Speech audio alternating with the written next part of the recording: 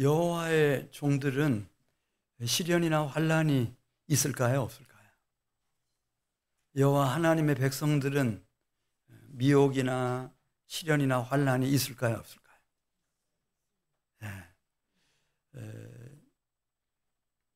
이 세상 사람들에게 항상 미혹이 있죠. 시련, 환난이 다 있어요.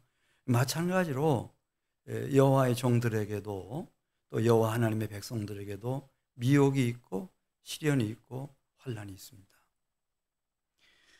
그때 맞이하는 이 상황이라고 하는 것이 얼마나 위태롭고 얼마나 급박한 건지를 오늘 보여줍니다. 오늘 여호수아 10장 1절에 있는 말씀을 보면은 이제 그 대단한 여호수아가 이스라엘 백성들과 함께 미혹을 받아요. 기브온 사람들이 찾아와 가지고 우리는 당신들의 하나님에 대해서 다 들었다. 당신들의 하나님이 어떻게 요단강 동편에서 헤스본 왕 시온과 바산 왕 옥의 땅을 순식간에 점령하게 하시고 그 땅을 다 기업으로 이렇게 소유하게 하셨는지, 또 요단강을 건너와 가지고 아이성, 여리고성을 어떻게 진멸하게 하셨는지 다 들었다. 우리는 당신들이 요구하는 것을 다 들어주겠으니 우리와 더불어서 평화조약을 맺자. 그러면서 거짓 증거들을 막 제시해요. 우리는 아주 먼 곳에서 왔다고. 안심하고 우리하고 평화조약을 맺어주십시오. 우리는 당신들이 시키는 대로 하겠습니다. 그래서 조약을 맺었어요. 흔쾌히. 물론 조약을 맺으면 안 됩니다. 이 가나안 땅에 살고 있는 그 원주민들과 이스라엘 백성들이 평화조약을 맺으면 안 돼요. 그건 너무 오랜 세월 하나님을 거역했어요. 그러니까 함부터 그다음에 이 가나안부터 너무너무 오랫동안 우상 숭배하고 음란하게 살고 죄를 많이 지어서 그들에게 하나님의 거룩한 심판을 보여주기 위해서 지금 이스라엘 백성들로 하여금 가나안 땅을 점령하도록 하신 건데 평화조약을 덜커덕 맺어버린 거예요. 그렇게 평화조약을 맺고 났을 때 이 사실을 알게 된 예루살렘 왕 아도니세덱이 주동이 돼가지고, 원래 이 가나안 땅은 다 가나안의 후예들이니까 다 이렇게 군사동맹을 다 맺고 있었겠고, 그런데 그 중에서 가장 일가인 아모리 족속들에게 다 사람을 보내가지고 빨리, 이미 아마 그런 아주 긴밀한 군사동맹이 다 있었던 것 같습니다. 헤브론 왕까지 모든 군사들을 다 이끌고 기브온으로 집결하라는 거예요. 명령을 내렸어요. 다 모였죠. 다 모여가지고 그 숫자가 얼마나 많은지 이 기브온을 막 겹겹이 포위해버렸어요. 그리고 포위망을 좁혀오는 겁니다. 놀란 기브온 사람들이 길갈에다가 사람을 보내죠. 길갈에 이제 그 여호수아가 있고 그 이스라엘 백성들이 있으니까 빨리 와서 우리를 구해달라. 지금 예루살렘 왕을 위시한 5명의 왕들이 동맹을 맺고 전군을 이끌고 지금 우리 기브온을 벌써 포위하고 포위망을 지금 좁혀오고 있다. 우리를 빨리 와서 구해달라. 그러니까 이렇게 될 줄은 몰랐겠죠. 평화조약을 맺을 때 이렇게 난감하고 이런 위태로운 그런 상황을 맞이하게 될 것이라고 하는 것을 여호수아도 생각을 한 번도 안 해봤겠고, 그냥 모든 이스라엘 족장들도 다 그랬겠는데 이렇게 얘기를 하니, 그렇잖아요. 평화조약을 맺은 상태에서는 그건 군사동맹을 포함시키는 것이겠고, 그래서 오늘 이제 본문 말씀을 보면은 이제 정말 어려운 위기 상황을 맞이하게 된 여호수아와 이스라엘 백성들 얘기가 이제 그 1절부터 시작해서 6절까지 쭉 나옵니다. 그러니까 이런 미혹과 이런 시련과 환난이 다 있다는 거. 여호수아에게도 있고, 그리고 하나님의 백성 이스라엘 백성들에게도 있고, 모세에게도 있었고, 이 땅에 태어나서 살고 가는 모든 사람들에게는 미혹이 있고 시련과 환난이 다 있다고 하는 거예요. 그런데 감사하게도 오늘 이제 여호수아 10장 8절 말씀 보시면 상반절에 이제 다른 점이 나옵니다. 이 여호수아에게는 여호와 하나님께서 찾으셔서 여호수아를 찾으셔서 해주시는 말씀이 있습니다. 우리 8절 상반절 보겠습니다. 그때에 이제 길갈에서 지금 이제 출발을 할 수밖에 없는 그 상황 속에 있었을 때, 아직 출발하지는 않았지만 여호와께서 여호수아에게 이르시되, 이게 있습니다. 그러니까 그 너무 긴박하고 너무 위태롭고 너무 두려운 그 위기 상황을 여호와 하나님이 자기 종과 자기 백성들에게는 그 위기 상황을 위대한 역사의 순간이 되게 만들어 버리시는 겁니다. 하나님께서. 이게 있습니다. 그래서 그걸 겪고 난 사람들은 야, 내 일평생에 가장 의미 있고 가장 소중한 시간이 그때였네. 자기 70평생, 80평생, 90평생을 돌아보면서 이렇게 말할 수 있도록 하나님이 그 위기의 상황을 역사적인 순간으로 하나님이 확 바꿔놓으셔요. 근데 누구나 다 그렇게 되는 건 아니고, 다윗도 그런 경험을 해요. 이제 나라가 많이 안정을 찾고 이제 마음이 평안해졌을 때 그냥 왕궁 옥상에 올라갔다가 목욕하고 있는 여인 하나를 보고 그를 데려다가 이 성적인 죄를 지었어요. 그리고 그것이 마침 임신이 돼가지고 그의 남편인 다윗도 인정하는 신복 우리아를 죽였어요. 그러니까 미혹에 넘어간 거죠. 사탄 마귀의 미혹에 넘어갔어요. 그랬더니 이제 이 공중권세 잡은 사탄 마귀와 악령과 귀신들이 이 다윗을 숨도 못 쉬게 만들어요. 숨도 못 쉬게 만들어요. 그때 다윗이 이제 시편, 그 속죄의 시편들에 잘 나와 있죠. 다윗이 하나님 앞에 엎드러져서 회개하고 다 깊이 회개하다가 거기서 정말 하나님을 경외하는 새 사람으로 일어나 버려요. 성군 다윗이 되는 거죠. 그 다윗이 이렇게 썼어요. 그의 시 시편 32편 1절에서 허물의 사함을 받고 자기의 죄가 가려진 자는 복이 있도다. 네. 이것 때문에 하나님은 당신의 독생자 예수 그리스도를 보내주셨는데, 에베소서 1장 7절 말씀 보겠어요. 에베소서 1장 7절. 우리는 그리스도 안에서 그의 은혜의 풍성함을 따라서 그의 피로 말미암아 무엇을 받았다고 그랬죠? 속량 곧 죄사함을 받았다. 이 땅에는 이렇게 물론 미혹 받았어요. 시련과 환난 속에 있어요. 너무 긴박하고 너무 어마어마한 상황 속에 노출되어 있는 거예요. 그럼에도 불구하고 여호수아처럼 이스라엘 백성들처럼 다윗처럼 이렇게 죄사함을 받은, 속량함을 받은 하나님의 백성들이 있어요. 그들에게는 말라기 4장 1절에 보면은 이 시련과 환난의 날이 용광로 불같은 날이어서 이 속량의 은혜, 죄사함의 은혜를 받지 못한 사람들은 그 용광로 불 속에 던져져서 교만한 자, 악을 행하는 자 다 지푸라기 같이 살라진다고 그랬어요.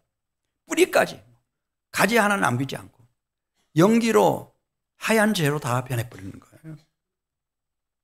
그렇지만은 죄사함을 받음으로 그 마음 바탕 밑바탕 속에 주의 이름을 경외하는 너희에게는 하나님이 공의로운 해가 떠오르게 하셔서 치료하는 강선을 비춰주시고 외양간에서 나온 송아지같이 뛰어나오게 하신다는 거예요. 할렐루야. 용광로 불 속에 살라지는 게 아니고 뛰어나오게 하신다.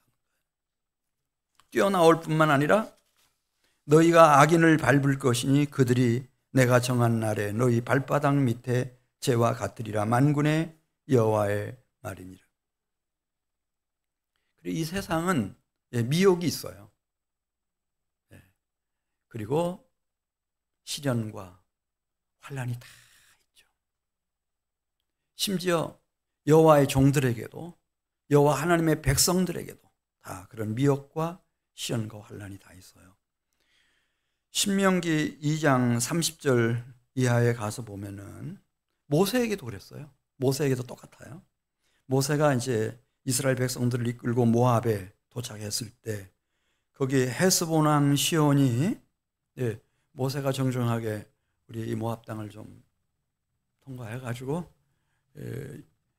요단강 서편으로, 그리고 요단강을 건너 가나안 땅으로 들어갈 수 있도록 허락을 좀 해주십시오. 그렇게 했더니 이 완강한 시온이 아주 완고하게 탁 거절하죠. 그거 안 된다. 거절했을 뿐만 아니라 이 시온 왕이 자기 휘하의 모든 군사들을 이끌고 달려나와 가지고 모세와 이스라엘 백성들을 치는 거예요. 이런 시련과 환난. 그런데 우리가 성경을 주의해서 봐야 될 대목은, 이렇게 된 것은 이는 내 하나님 여호와께서 그를 내 손에 넘기시려고 그의 성품을 완강하게 하셨고 그의 마음을 완고하게 하셨음이 오늘날과 같으니라. 하나님이 그냥 몰라서가 아니고 그렇게 시험과 환난의 어려운 상황을 직면하도록 허용을 하신다는 거예요. 하나님. 여호수아 11장 20절 이하에 있는 말씀을 보면 이제 가나안 땅을 이렇게 중부 지역이 있고, 그래서 중부 정복 전쟁도 하고 남부 또 정복 전쟁하고 이 북부 할 때였는데, 그때도 보면은 그냥 1대1로 하면 얼마나 좋아요. 한 나라, 한 왕, 한 군대와 더불어서 여호수아와 이스라엘 백성들이 싸우면은 얼마나 좋겠어요. 이건 한번 해볼 만하잖아요. 근데 그게 아니고 여호수아 11장 20절 이하에 있는 말씀을 보면은 이 북부 지역에 있는 모든 왕들이 동맹을 맺고 일시에 쳐들어오는 거예요. 어마어마한 어려움의 상황을 직면하게 되는 거죠. 이때도 하나님이 그렇게 만드신다. 그런 상황을 연출하셔요. 왜 그렇게 하시는가? 그것은 이제 하나님의 선택을 받은 심령과 영혼들은 이런 큰 감당할 수 없는 이런 상황에 빠져들게 되면은 그들은 자신들을 돌아보고 하나님을 찾게 되어 있습니다. 하나님을 찾습니다. 그러면 하나님께서 그 시련과 환난의 상황을 완전히 반전시켜 가지고 위대한 역사의 순간으로 만들어 버리시는 겁니다. 그래서 평생에 하나님이 내 인생 속에, 우리 역사 속에, 우리 가정에 개입하시고 일하신 것을 부인할 수 없게 만들어 버리시는 거예요.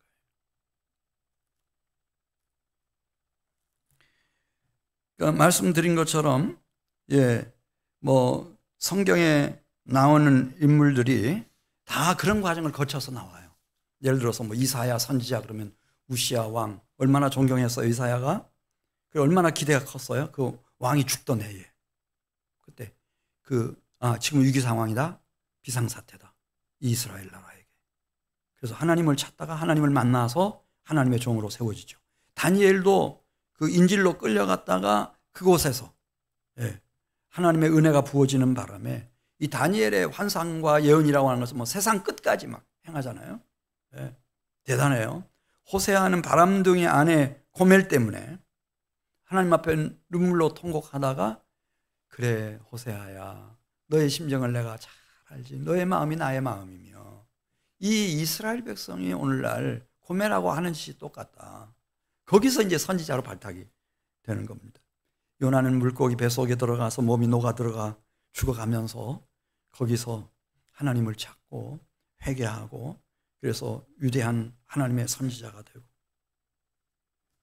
하나님은 당신의 종과 당신의 백성들에게 어떤 미혹도 시련도 환난도 딱 금지시키는 것은 아니고 똑같이 허용하십니다. 허용하시는데 그러나 그 미혹과 시련과 환난이 닥쳤을 때 하나님은 자기 백성들을 기억하시고 그들에게 찾아오셔서 그들의 그 위기 상황을 역사적인 순간으로 바꿔놓으시고, 예, 누구든지 영원 무궁토록 그 순간인 내 인생의 가장 80평생, 90평생, 예, 100년을 살면서도 가장 의미 있고 가장 소중한 시간이었다. 이렇게 기념할 수 있도록 하나님이 그렇게 일하십니다. 그걸 우리가 어떻게 할 수 있나? 이제 우리 여호수아 10장 8절로 가서 보겠어요. 여호수아 10장 8절 가서 보면은 하나님이 여호수아를 찾아오셔서 한 말씀을 하셔요. 이 말씀입니다. 그러니까 말씀으로 임하시는 겁니다. 그래서 우리의 이 어려운 환경 상황을 그냥 하나님의 위대한 역사의 순간으로 확 반전시켜 버리는 겁니다. 말씀으로. 자, 우리 여호수아 10장 8절을 같이 읽습니다. 그때에 그 번민하고 있을 때 말입니다. 여호와께서 여호수아에게 이르시되 그들, 그러니까 이 예루살렘 왕을 위시한 5명의 동맹한 왕들과 그 군사들, 그들을 두려워하지 말라. 내가 그들을 내 손에 넘겨주었으니 그들 중에서 한 사람도 너를 당할 자가 없으리라 하신지라. 할렐루야. 이 말씀이 딱 임하면은 관점이 확 바뀌어버려요. 하나님이 나를 멸하시려고 하시는 게 아니고 하나님이 나를 하나님의 영광을 위해서 써주시는구나. 할렐루야. 비관적 관점에서부터 소망의 관점으로 확 바뀌어버려요. 하나님이 나를 선택하셔서 당신의 종으로, 당신의 백성들로 우리를 써주시는구나. 이렇게. 그러면서 이런 하나님의 말씀은 그냥 계속 들려와요. 예를 들면 여호수아 1장 9절에 있는 말씀처럼 내가 내게 명령한 것이 아니냐. 강하고 담대하라. 두려워하지 말며 놀라지 말라. 내가 어디로 가든지 내 하나님 여호와가 너와 함께 하느니라 하시니라. 할렐루야. 이 하나님 말씀은 계속 메아리쳐요. 밤낮 주야로 계속 메아리쳐요. 그렇게 우리가 친구하고 나눴던 얘기들, 이건 시간 가면 잊어버리잖아요. 하나님이 우리에게 들려주신 말씀은 그냥 제가 고등학교 때, 중학교 때 들었던 말씀들이 어제 한 얘기보다 더 또렷하니까. 계속 메아리치니까. 그리고 어떻게 하나님이 나의 이 어려운 환경과 상황을 역사적인 시간으로 내 인생의 최고 절정의 시간으로 확 바꿔놓으시는가. 그래서 하나님의 시간이 되게 하는가. 그 말씀으로. 그래서 여러분 성경을 읽을 때 졸지 마시고 정신 차리고 잘 읽어가시고 이렇게 예배에 나오셔서 말씀 들을 때도 다른 생각하지 마시고 말씀에 좀 집중하셔요. 그러면은 이 말씀이 들려와요. 그때 들었던 말씀들, 읽었던 말씀들 이 말씀이 계속 들려오는 거죠. 죄송합니다.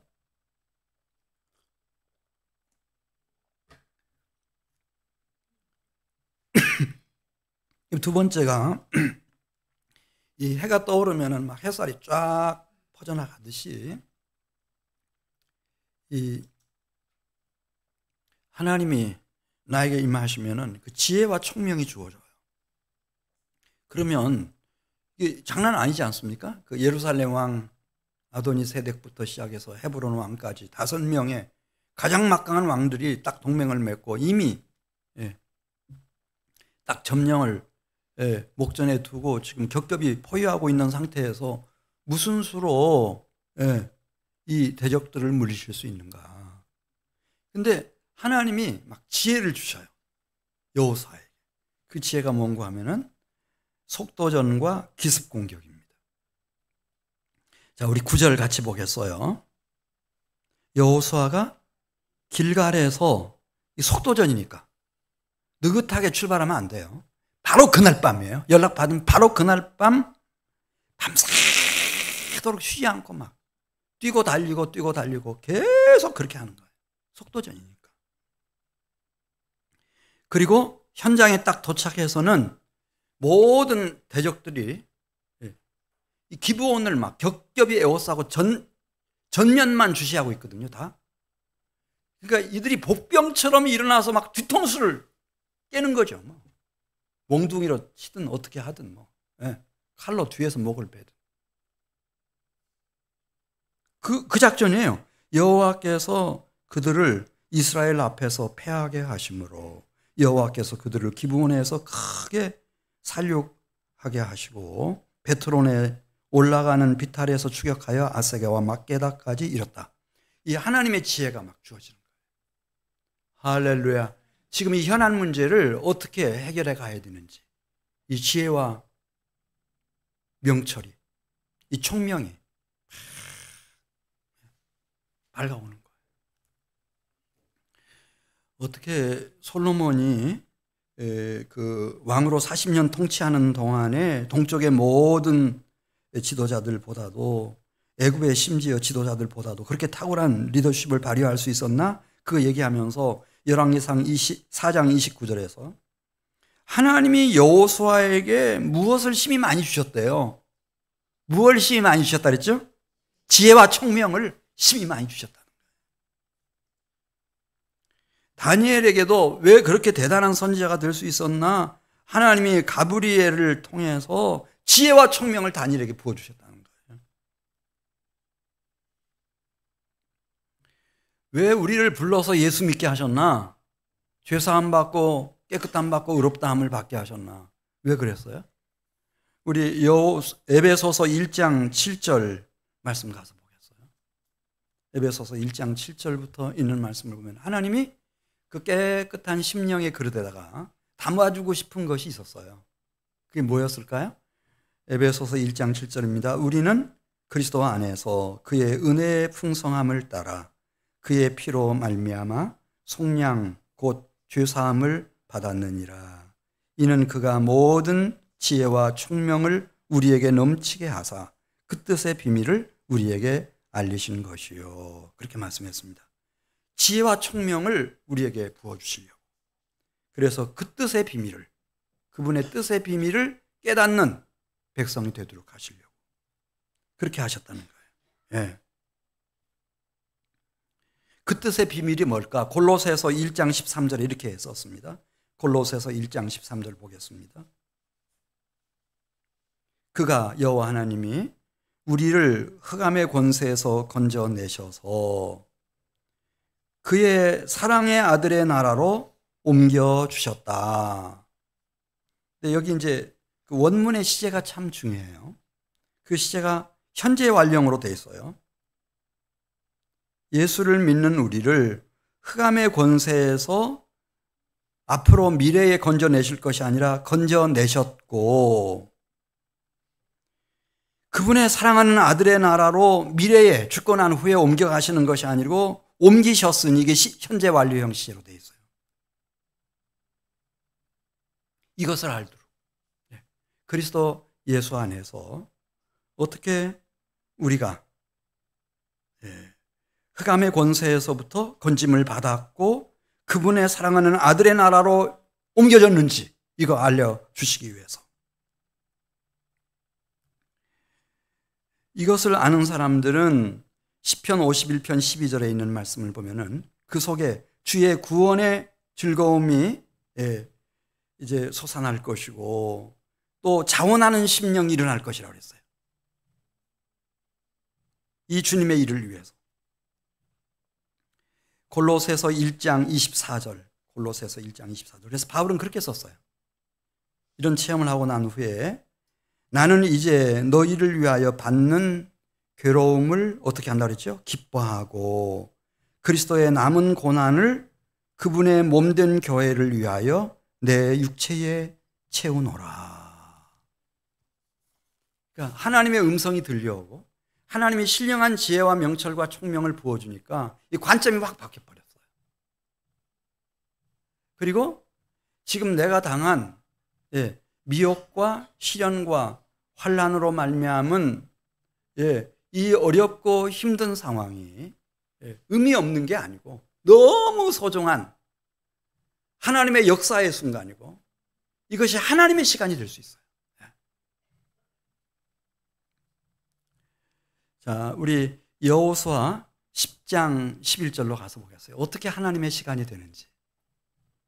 지금 언뜻 보면 여호수아와 그다음에 이스라엘 군사들과 그리고 예루살렘 왕을 위시한 5명의 왕의 군사들과의 싸움으로 그렇게 보이지만 하나님은 여호수아에게 이렇게 말씀도 들려주시고 지혜와 명철과 총명도 더해주셨을 뿐만 아니라 여호수아 10장 11절 말씀 같이 보겠습니다.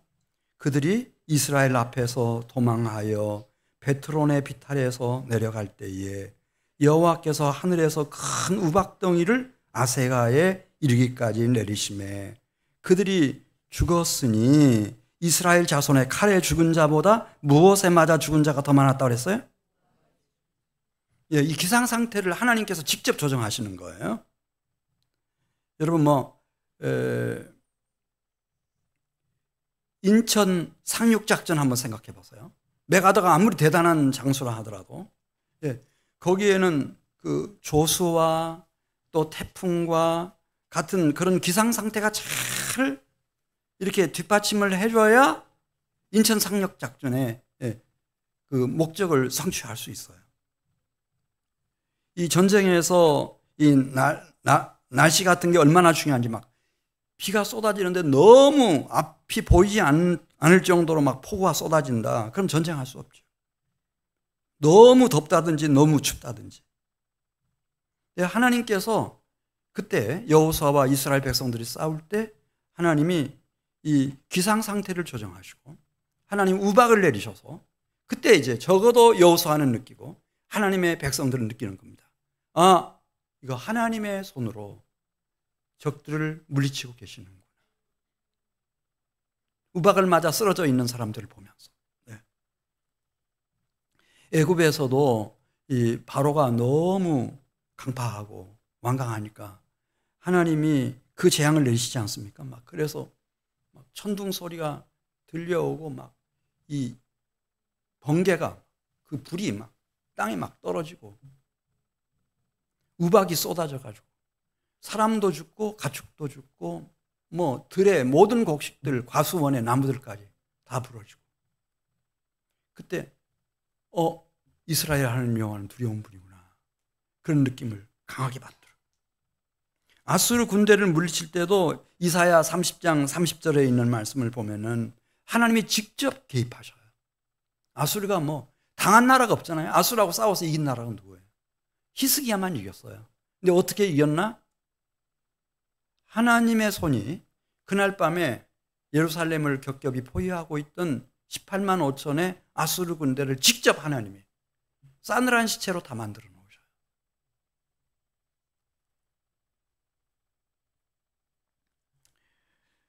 네. 그때 이제 이 여호수아는 느끼는 겁니다. 지금은 하나님의 시간이구나. 지금은 하나님의 시간이구나. 하나님이 직접 나서서 일하시는구나. 하나님 앞에 물었겠죠. 하나님, 지금 역사적인 순간이고요. 그리고 지금 하나님의 시간인데 맞지요? 내가 이 사실을 이 백성들 앞에 선포할까요? 그렇게 물었다는 거예요. 자, 우리 여호수아 10장 12절 말씀 보겠어요. 거기 나오죠? 잘 보시기 바랍니다. 여호와께서 아모리 사람을 이스라엘 자손에게 넘겨주시던 날에 여호수아가 여호와께 아렸다고 그랬어요. 그리고 응답을 받았겠죠? 그래서 이스라엘 목전에서 큰 소리로 선포해요. 태양아, 너는 기브온 위에 머무르라. 달아, 너는 아얄론 골짜기에 그리할지어다. 지금 하나님의 시간이기 때문에 하나님이 지으신 태양이 이 달이 하나님의 역사를 협력해야 돼요. 그러기 위해서는 지금 멈춰 서 있어야 돼요. 밤이 되면 이 사람들이 다 어디론지 다 숨어들고 자기 고향, 자기 지금 뭐 조상 때부터 살아온 지역이니까 다 찾아가죠. 성 안으로 다 들어가 볼 거예요.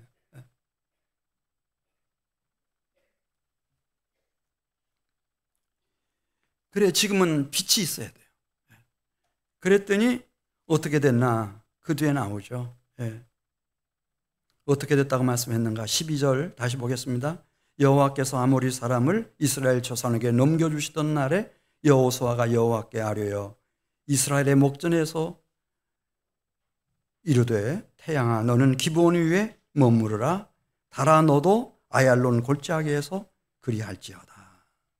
그랬더니 그대로 머물렀어요. 네. 우리 13절 가서 보겠습니다. 거기 나오죠.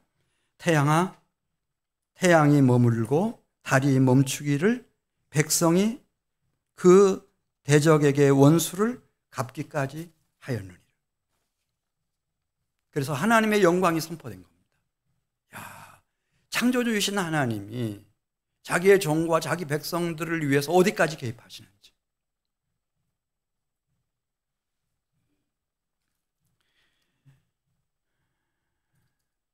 자, 우리 여호수아 10장, 이 하나님이 직접 개입한 이 전쟁이 이제 어떻게 끝났을까요? 그 결과, 전쟁의 결과가 이제 16절부터 소개되고 있습니다. 그 다섯 왕들이 이제 도망을 쳐서 막게다까지 숨어들었어요. 막게다 성읍에 가면은 천연 요새지인 신비한 굴이 하나 있는데 그 굴 속에 5명의 왕들이 다 숨어 들어가요. 우리 16절을 같이 읽습니다. 그 5 왕들이 도망하여 막게다의 굴에 숨었더니 어떤 사람이 여호수아에게 고하여 이르되 막게다의 굴에 그 5 왕들이 숨은 것을 발견하였나이다 하니. 네. 이제 추격하는 작전을 계속하다가 물론 이제 그 굴 어귀를 큰 돌로 막아놓고 거기 그 군사들을 세워놓고 추격 작전을 끝난 후에 돌아와 가지고 이 5명을 죽이죠. 나무에 매달았고 다시 내려서 이 굴 속에 집어넣고 그 굴 어귀를 큰 돌로 막았습니다. 누구든지 이 막게다 굴 앞을 지나갈 때는 하나님이 일하셨던 순간을 생각하는 겁니다. 어떻게 그렇게 단숨에 이 대적들을 멸할 수 있었는지.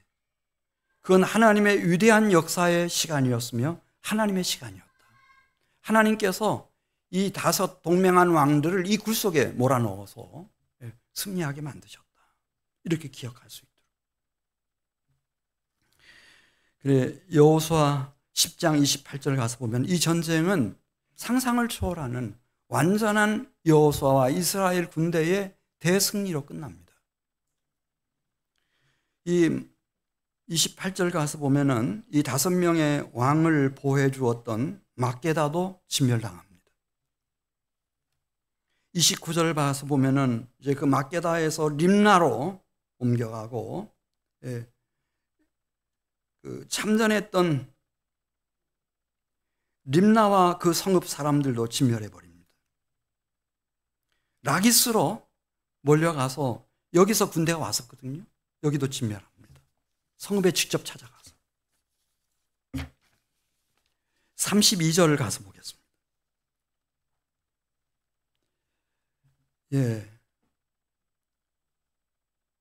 그리고 라기스뿐만 아니라 33절 가서 보면은 라기스를 돕기 위해서 찾아왔던 게셀왕 호람도 진멸합니다. 34절 가서 보면 에글론 성읍도 찾아가서 이 사람들도 군대들을 보냈어요. 거기를 진멸해 버립니다. 36절 가서 보면 헤브론도 그 대단한 요새화된 성읍이었죠. 헤브론도 진멸해 버립니다. 38절 가서 보겠습니다. 요새를 몰아가지고 하나님이 앞장서서 싸우시니까 38절 여호수아가 온 이스라엘과 더불어 와서 드빌에 이르러 싸워 그 성읍과 그 왕과 그 속한 성읍들을 점령하고 칼날로 그 성읍을 쳐서 그 안에 모든 사람을 진멸하여 하나님께 다 바치고 하나도 남기지 아니하였으니 드빌과 그 왕에게 행한 것이 헤브론에 행한 것과 같았으며 림나 그 왕의 행한 것과 같았더라. 40절 가서 보겠습니다. 어디까지 미쳤나? 40절에 있는 말씀 보면 이와 같이 여호수아가 그 온 땅, 그 산지면 산지 계속 밀어붙여가지고 저 남방 네게부, 이집트와의 변경지역인 네게부 사막지역, 뭐 그 외에 평지든지 경사지든지 그 모든 왕을 쳐서 하나도 남기지 아니하고 호흡이 있는 모든 자는 다 진멸하여 바쳤으니 이스라엘의 하나님 여호와께서 명령하신 것과 같았더라. 41절 가서 보겠습니다. 여호수아가 또 가데스 바네아에서, 그러니까 신강야 바란 광야와 접해 있는 가데스 바네아에서 저 지중해 서쪽 해안 지역 가사까지와 또 아카바 만에 이르는 것으로 보이는 온 고센 땅 다 점령해버리고 기도원까지 올라옵니다. 기도원에서 출발했는데 중부로 해서 남부로 해서 다 헤본으로 드빌로 네게부 지역까지 에시온 게벨 아카바만까지 다 점령해버리는 겁니다. 꿈 같은 일이 일어났습니다. 이게 역사적인 시간입니다. 그러니까 여호수아도 그 이스라엘 백성들도 미혹을 받고 시험과 환난 속에 잠깐 동안 빠져들어갔습니다. 여호수아도 이스라엘 백성들도. 근데 그게 마지막이 아니었습니다. 하나님은 여호수아에게 말씀하셨고 여호수아에게 지혜와 명철과 총명을 주셨고 그것 가지고도 부족하다 싶으니까 하루가 금방 12시간 지나가고 해가 져버리지 않습니까? 그럼 그 다음 날은 완전히 또 바뀌는 거니까. 그러니까 하나님께서 직접 나서셔서 이 대적들을 멸하시는데 그냥 단숨에 가나안 땅 중부 지역과 남부 지역 전체를 그냥 점령해 버리시는 겁니다.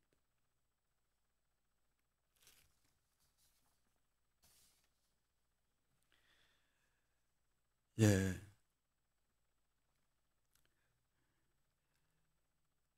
자, 하나님의 백성들은 가장 기쁘고 가장 의미 있고 가장 축복되고 행복한 순간이 언제일까요? 모세를 생각하고 여호수아, 갈렙을 생각하면서 하나님의 모든 용사들을 생각하면서 그것은 하나님의 명령을 받을 때입니다.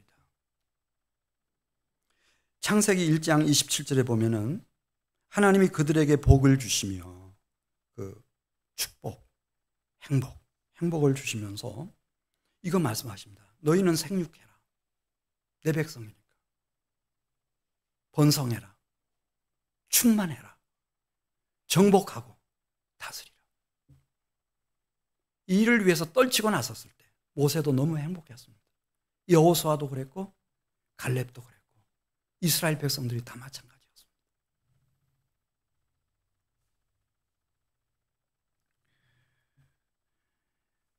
오늘 우리에게는 가나안 땅이 아니고 오늘 우리에게는 이제 그리스도 예수 안에서 하나님의 가장 사랑하는 아들의 나라, 그리스도 예수의 나라를 세워가는 겁니다. 이게 주님의 명령입니다. 생육하고 번성하고 충만하고 정복하고 다스리는데 무엇을 세워가는가? 내 심령 속에 하나님의 사랑하는 아들의 나라, 그리스도 예수의 나라를 세워가는 것이고 하나님이 나에게 허락하신 이 가정 안에 하나님의 사랑하는 아들의 나라, 그리스도 예수의 나라를 세워가는 것이고 그런 지체들이 이곳에 모여서 하나님의 말씀을 잘 듣고 하나님이 주시는 지혜와 명철과 총명을 따라 우리가 순간순간 오는 모든 위기 상황을 역사적인 순간으로 하나님의 시간으로 바꾸어서 이 지역사회 속에 하나님의 사랑하는 아들의 나라가 세워져 가도록 우리가 최선을 다하는 겁니다. 그때 가장 기쁘고 가장 즐겁고 가장 의미 있고 가장 행복한 시간이 될 것입니다. 그런데 이게 이제 어떻게 이루어져 가는가? 이게 그냥 되는 건 아니고요. 이걸 경험한 사람이어야 됩니다. 어떻게 어린 양 예수 그리스도의 나라를 세워가는가? 뭘로 하는가? 말을 잘해야 되나? 돈이 많아야 되나? 뭘 가지고 하는가? 복음 진리로 하는 겁니다. 예수 그리스도의 복음 진리로. 근데 그 복음 진리를 가지고 제일 먼저 하나님이 나와 맺어주신, 그래도 나와 오랜 세월을 같이 살아온 그 사이에서 태어난 아들, 딸들에게, 손자, 손녀들에게, 남편에게, 아내에게, 그리고 부모, 형제들에게 이 복음을 전하는 겁니다. 주 예수를 믿으면 너와 내 집이 구원을 얻는다는 말씀이 있으니까 그때 우리는 느끼는 겁니다. 야, 이 복음의 힘이라고 하는 것이 대단하구나. 이건 내 돈으로 도와주는 것과는 비교할 수 없는 결정적 도움이구나. 복음 진리가 일평생을 우리 자녀들과 자손들을 복되게 하는구나. 우리 부모 형제들을 다 행복하게 만드는구나. 이 이상의 도움이 없구나. 복음 진리구나. 이렇게 깨달아요. 그리고 그 복음 진리의 능력을 경험한 사람들은 이제 할 수 있어요. 친구들에게도, 또 내가 잘 아는 사람들에게도, 직장 동료에게도, 뭐 지나가는 사람에게도 다 얘기할 수 있어요. 그래서 마태복음 28장 19절 이하에 있는 말씀 보면, 그러므로 너희는 가서 모든 민족으로 제자를 삼아 아버지와 아들과 성령의 이름으로 침례를 베풀고 내가 너희에게 분부한 모든 것을 가르쳐 지키게 하라. 볼지어다 내가 세상 끝날까지 너희와 항상 함께 있으리라. 그렇게 말씀하신 것처럼 오직 성령이 너희에게 임하시면 권능을 받고 예루살렘 온 유대 사마리아 땅끝까지 이르러서 내 증인이 되라고 말씀하신 것처럼 가족을 구원한 사람들은 그런 확신이 확 밀려옵니다. 아, 예수 그리스도의 복음 진리구나. 이 복음 진리의 검을 가지고 여호수아는 칼과 창을 가지고 가나안 땅을 정복했지만은 이 복음 진리의 검을 가지고 나는 이 땅에 사랑하는 하나님의 아들의 나라를 세워야 되겠구나. 그렇게 할 수 있겠구나. 아, 되는구나. 이렇게. 우리가 이제 다음 주 지나고 이제 그 다음 주가 혹시 무슨 주일인지 아시죠? 추수감사 주일이에요. 땡스기빙 데이예요. 하나님이 나에게 주신 게 있는 사람들은 하나님에 대한 감사가 있잖아요. 그 하나님에 대한 감사를 나누는 거예요. 네. 아내와 함께, 남편과 함께, 또 자녀들과 함께, 손자, 손녀들과 함께, 부모, 형제들과 함께 그 기쁨을 같이 감사한 일을 나누는 거예요. 근데 입술로 나누는 거죠. 내가 실제로 이런 일이 있었다 말하고, 근데 하나님이 어떻게 그 위급하고 고통스러운 상황을 역사적인 순간으로 바꾸셨고 하나님의 시간이 됐고 내 일평생에 가장 의미 있는 가장 소중한 시간이 됐다. 그래서 예수님이 하신 일, 하나님이 하신 일을 들려주는 거예요. 그거 하나님 제일 기뻐하세요. 그렇게 하고 내가 그 얘기를 나눈 사람을 위해서 기도하고 2주 동안 새벽마다 나와서 기도하세요. 기도하는 분들하고 기도하면 기도가 어렵지 않아요. 혼자는 힘들죠. 새벽에 나오시면 다 기도하는 분들이니까 기도대장들이에요. 그분들 사이에서 기도하면 그냥 절로 기도가 올라가요. 그렇게 하고 초청하고 추수감사절날 좀 일찍 가서 약속해가지고 모시고 오고